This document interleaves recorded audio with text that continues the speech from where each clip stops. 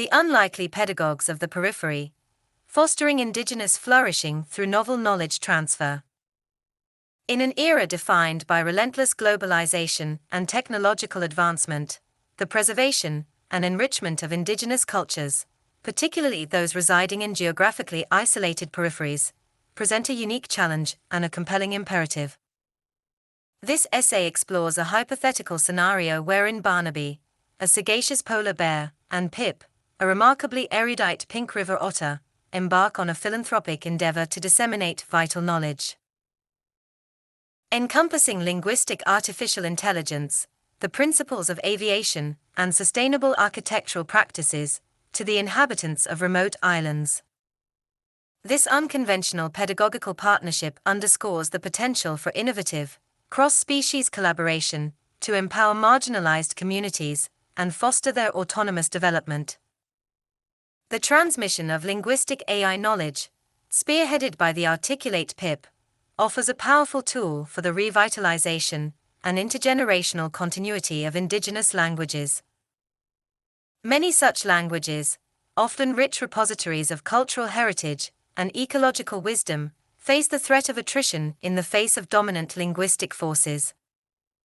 By introducing the foundational concepts of natural language processing, machine translation, and voice recognition technology, tailored to the specific phonological and grammatical structures of these languages, Pip can equip indigenous communities with the means to digitally document, analyze, and propagate their ancestral tongues.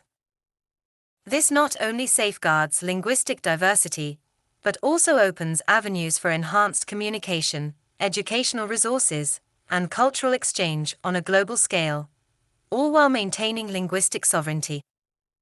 Barnaby, with his inherent understanding of vast terrains and environmental dynamics, assumes the mantle of elucidating the principles of flight.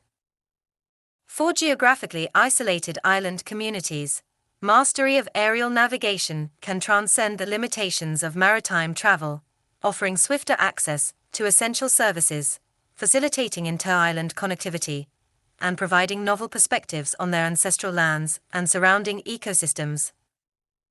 Barnaby's instruction would likely commence with fundamental aerodynamic concepts, progressing to the mechanics of aircraft operation and the potential applications of drone technology for surveillance, resource management, and emergency response.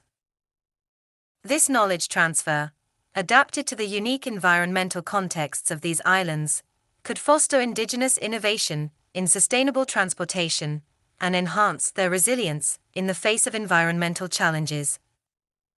Complementing these technologically oriented domains, Barnaby and Pip would also impart crucial knowledge regarding sustainable house building. Drawing upon Barnaby's innate understanding of insulation and structural integrity in harsh environments, and Pip's dexterity in manipulating natural materials, their curriculum would emphasize eco-friendly construction techniques utilizing locally sourced resources. This would encompass principles of passive solar design, efficient water harvesting, and the creation of resilient dwellings that harmonize with the surrounding environment and withstand potential natural disasters. By empowering indigenous communities to build sustainable and culturally appropriate housing, Barnaby and Pip would contribute directly to their physical well-being, cultural preservation, and long-term self-sufficiency. In conclusion, the improbable yet compelling narrative of Barnaby and Pip serving as itinerant educators on remote islands highlights the transformative potential of novel knowledge transfer for indigenous communities. By imparting expertise in cutting-edge fields like linguistic AI and aviation, alongside foundational skills in sustainable architecture, these unlikely pedagogues could catalyze a process of empowerment, fostering linguistic vitality, enhancing connectivity, and promoting environmental stewardship.